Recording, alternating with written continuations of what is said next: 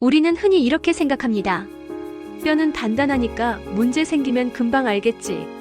하지만 골다공증은 조용히, 그리고 아주 천천히 우리 몸을 무너뜨리는 병입니다. 통계를 보면 더욱 충격적입니다. 50세 이후 여성 3명 중 1명, 남성 5명 중 1명이 골다공증으로 인한 골절을 경험합니다. 특히 고관절 골절 환자의 20%는 1년 이내에 사망하며 생존자의 50%는 독립적인 생활이 어려워집니다. 오늘은 넘어졌는데 뼈가 부러지는 골다공증, 그 원인부터 예방까지 자세히 알려드리겠습니다. 골다공증은 말 그대로 뼈가 구멍처럼 비는 질환입니다. X-레이로 보면 뼈가 스펀지처럼 구멍이 뚫린 것처럼 보이죠. 정상적인 뼈는 촘촘한 그물망 구조를 가지고 있지만 골다공증이 진행되면 이 구조가 생기고 약해집니다. 우리 몸의 뼈는 살아있는 조직으로 매일 낡은 뼈가 분해되고 새로운 뼈가 만들어지는 과정을 반복합니다. 이를 뼈 재형성이라고 하는데, 젊을 때는 뼈를 만드는 속도가 분해하는 속도보다 빠르지만 나이가 들면서 이 균형이 깨집니다. 문제는 이 상태로도 통증이 없다는 겁니다. 그래서 많은 분들이 골다공증을 조용한 도둑이라고 부릅니다. 뼈의 30-50%가 손실되어야 X-레이에서 보이기 시작하므로 이미 상당히 진행된 후에야 발견되는 경우가 많습니다. 실제로 골다공증 환자의 80%는 자신이 골다공증인지 모르고 지내다가 골절이 발생한 후에야 진단받습니다. 골다공증은 뼈의 밀도와 강도가 감소하면서 골절 위험이 급격히 높아지는 상태를 말합니다.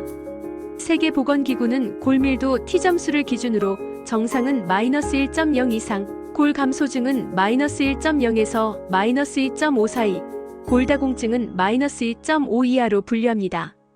여기서 T점수랑 같은 성별의 건강한 젊은 성인의 최대 골밀도와 비교한 값입니다. 가장 흔한 부위는 척추, 손목, 고관절입니다. 척추 압박 골절은 전체 골다공증성 골절의 70%를 차지하며 무거운 물건을 들거나 심지어 기침, 재채기만으로도 발생할 수 있습니다. 키가 줄어들거나 등이 굽는 증상이 나타나며 심한 경우 내장 기관을 압박해 소화불량이나 호흡곤란을 유발하기도 합니다. 손목 골절은 주로 넘어질 때 손으로 바닥을 짚으면서 발생하는데, 일상생활에서 손을 사용하는 모든 활동에 제약이 생깁니다. 특히 고관절 골절은 가장 심각한 합병증으로 노년층의 삶의 질을 완전히 바꿔놓을 수 있는 큰 위험 요소입니다. 고관절 골절 환자의 절반 이상은 독립적인 보행이 어려워지고 장기 요양시설에 입원하게 됩니다. 그렇다면 왜 생길까요? 가장 큰 원인은 호르몬 변화입니다. 특히 폐경 이후 여성은 여성 호르몬인 에스트로겐 분비가 급감하면서 뼈의 흡수 속도가 빨라집니다. 즉 뼈는 계속 녹아내리는데 만들어지는 속도는 따라가지 못하는 거죠. 폐경 후 첫 5-10년 동안 여성은 매년 뼈 밀도의 2-3%를 잃습니다. 이는 평생에 걸쳐 총 뼈 밀도의 30-50%를 잃을 수 있음을 의미합니다. 에스트로겐은 뼈를 파괴하는 파골세포의 활동을 억제하고 뼈를 만드는 조골세포의 활동을 촉진합니다. 또한 장에서 칼슘 흡수를 돕고 신장에서 칼슘 배설을 줄이는 역할도 합니다. 따라서 에스트로겐이 부족해지면 뼈 건강에 전방위적인 타격을 받게 됩니다. 남성도 테스토스테론 감소로 인해 비슷한 문제가 발생하지만 여성보다는 늦게 나타나고 진행 속도도 느립니다. 하지만 70세 이후에는 남성의 골다공증 발생률이 급격히 증가하므로 방심해서는 안 됩니다. 또한 칼슘과 비타민 D 섭취 부족이 큰 문제입니다. 칼슘은 뼈의 기본 구성 성분으로 뼈 무기질의 99%를 차지합니다. 비타민 D는 장에서 칼슘의 흡수를 돕고 신장에서 칼슘의 재흡수를 촉진합니다. 한국인의 경우 칼슘 섭취량이 권장량의 70% 수준에 불과하며 비타민 D 부족은 전 연령대에서 심각한 문제입니다. 특히 한국인은 유제품 섭취량이 적고 실내 생활이 많아 햇빛 노출이 부족합니다. 겨울철에는 햇빛의 자외선 강도가 약해져 비타민 D 합성이 거의 이루어지지 않습니다. 또한 나이가 들면서 피부의 비타민 D 합성 능력이 떨어지고 장의 칼슘 흡수율도 감소합니다. 운동 부족도 중요한 원인입니다. 뼈는 자극을 받아야 강해지는 조직으로 이를 울프의 법칙이라고 합니다. 중력과 근육의 당김력이 뼈에 가해져야 뼈 형성 세포가 활발하게 작용합니다. 현대인의 좌식 생활은 뼈에 필요한 자극을 충분히 주지 못합니다. 특히 침상 안정이나 무중력 상태에서는 뼈 손실이 급격히 진행됩니다. 흡연과 과도한 음주도 골다공증의 위험 인자입니다. 흡연은 에스트로겐 분해를 촉진하고 칼슘 흡수를 방해하며 뼈 형성 세포의 활동을 억제합니다. 또한 흡연자는 조기 폐경을 경험할 가능성이 높습니다. 과도한 음주는 칼슘과 비타민 D의 흡수를 방해하고 뼈 형성 세포의 활동을 억제합니다. 또한 알코올은 부갑상선 호르몬의 작용을 방해하여 칼슘 대사에 악영향을 미칩니다. 갑상선 항진증, 부신피질 호르몬 과다, 당뇨병 같은 내분비 질환도 골다공증의 위험 인자입니다. 갑상선 호르몬이 과다하면 뼈 제형성이 과도하게 촉진되어 뼈 손실이 증가합니다. 스테로이드 호르몬은 뼈 형성을 억제하고 칼슘 흡수를 방해합니다. 당뇨병은 뼈 형성에 필요한 인슐린 유사 성장인자의 작용을 방해합니다. 유전적인 요인도 무시할 수 없습니다. 어머니가 골절 병력이 있다면 나도 주의해야 합니다. 특히 고관절 골절의 가족력이 있으면 위험도가 2-3배 증가합니다. 체형이 작고 마른 사람도 뼈의 기본 밀도가 낮아 더 취약할 수 있습니다. 최대 골밀도의 80%는 유전적으로 결정되며 나머지 20%는 생활 습관으로 좌우됩니다. 약물 복용도 원인이 될 수 있습니다. 스테로이드 제제를 장기 복용하면 뼈 형성을 억제하고 칼슘 흡수를 방해합니다. 항경련제는 비타민 D 대사를 방해하고 항응고제는 비타민 K 작용을 억제하여 뼈 형성에 악영향을 미칩니다. 일부 항암제, 면역 억제제, 항우울제도 뼈 건강에 부정적인 영향을 줄 수 있습니다. 그런데 골다공증은 어떻게 진단할 수 있을까요? 대표적인 검사는 골밀도 검사입니다. DEXA 스캔이라고 불리는 이중에너지 X선 흡수법을 사용합니다. 척추와 고관절을 중심으로 뼈의 밀도를 측정하여 T점수가 -2.5 이하일 경우 골다공증으로 진단합니다. 골밀도 검사는 방사선 노출이 흉부 X선의 110 수준으로 매우 적고 검사 시간도 10-15분 정도로 짧습니다.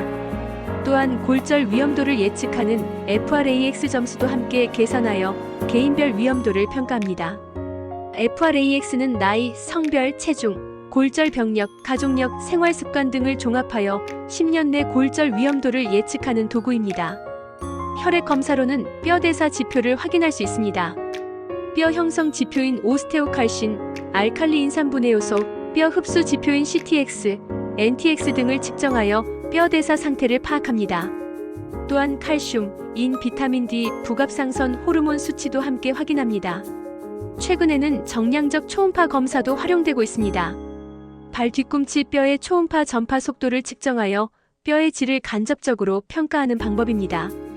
방사선 노출이 없고 간편하지만 정확도는 DEXA 검사보다 떨어집니다. 그렇다면 치료와 예방은 어떻게 해야 할까요? 첫 번째는 식이 조절입니다. 하루 칼슘 1000-1200mg, 비타민 D 800-1000IU를 권장합니다.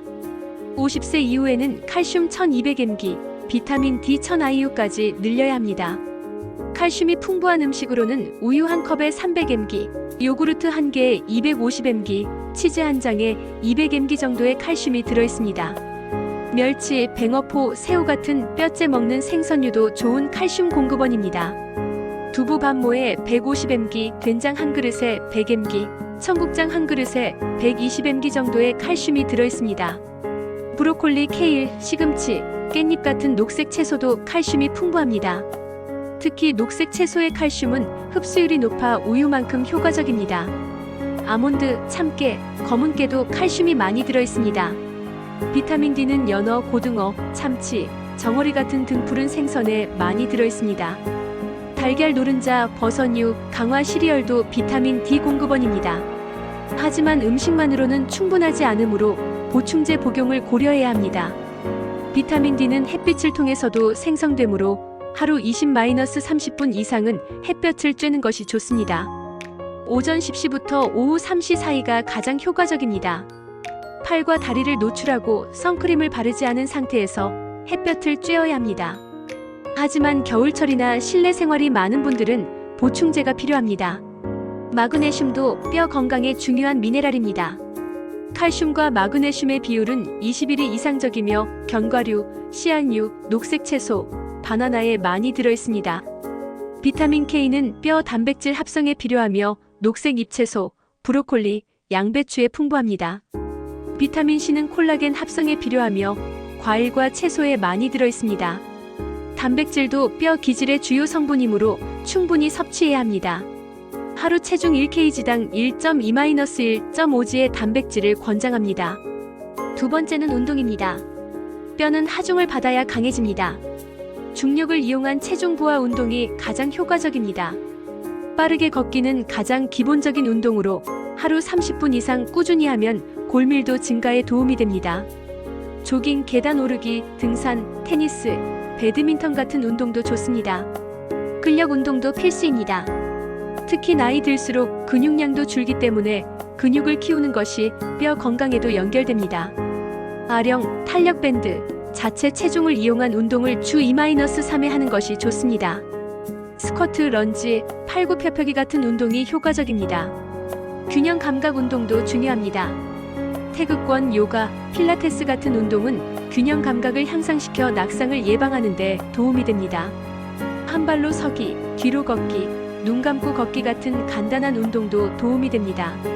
운동 강도는 개인의 체력에 맞춰 점진적으로 늘려야 합니다. 일주일에 150분 이상의 중등도 운동을 목표로 하되 처음에는 짧은 시간부터 시작하여 서서히 늘려나가는 것이 좋습니다. 세 번째는 생활습관 개선입니다. 흡연은 골밀도를 직접적으로 낮춥니다. 하루 한 갑씩 20년간 흡연하면 골밀도가 5-10% 감소합니다. 다행히 금연 후에는 뼈 건강이 서서히 회복되므로 언제든 금연하는 것이 좋습니다. 과음 역시 칼슘 흡수를 방해하고 낙상의 위험을 높입니다. 알코올은 뼈 형성 세포의 활동을 억제하고 비타민 D의 활성화를 방해합니다. 적정 음주량은 여성은 하루 1잔, 남성은 2잔 이하입니다. 카페인과 나트륨 섭취도 줄여야 합니다. 카페인은 칼슘 흡수를 방해하고 나트륨은 칼슘 배출을 촉진합니다. 하루 카페인 400mg, 나트륨 2300mg 이하로 제한하는 것이 좋습니다. 네 번째는 약물 치료입니다. 골다공증 진단을 받은 경우 비스포스포네이트 계열 약물, 데노스맙, 선택적 에스트로겐 수용체 조절제 등 의사의 처방에 따라 뼈 흡수 억제제를 복용하게 됩니다. 비스포스포네이트는 가장 널리 사용되는 골다공증 치료제로 뼈 흡수를 억제하여 골밀도를 증가시키고 골절 위험을 30-50% 감소시킵니다. 하지만 식도 자극이나 턱뼈 괴사 같은 부작용이 있을 수 있으므로 정확한 복용법을 지켜야 합니다. 데노스맙은 6개월마다 주사하는 약물로 골밀도 증가 효과가 뛰어나고 부작용이 적습니다. 선택적 에스트로겐 수용체 조절제는 폐경 후 여성에게 사용되며 유방암 위험을 줄이는 부가적인 효과가 있습니다. 중요한 건 뼈는 한번 약해지면 다시 튼튼해지기까지 시간이 오래 걸린다는 점입니다. 그래서 예방이 치료보다 훨씬 중요합니다. 특히 여성이라면 50세 이후, 남성이라면 65세 이후 골밀도 검사를 정기적으로 받아야 합니다. 가족력이나 골절 병력이 있다면 더 일찍 체크하는 것이 좋습니다. 골다공증은 단순히 뼈의 문제로만 끝나지 않습니다. 뼈가 부러지면 활동량이 줄고 근육이 빠지고 낙상 위험이 커지면서 삶의 질 자체가 무너질 수 있습니다. 넘어지지 않기 위해, 넘어져도 부러지지 않기 위해 지금 뼈 건강을 챙기세요. 이 영상이 도움이 되셨다면 구독과 좋아요 부탁드립니다.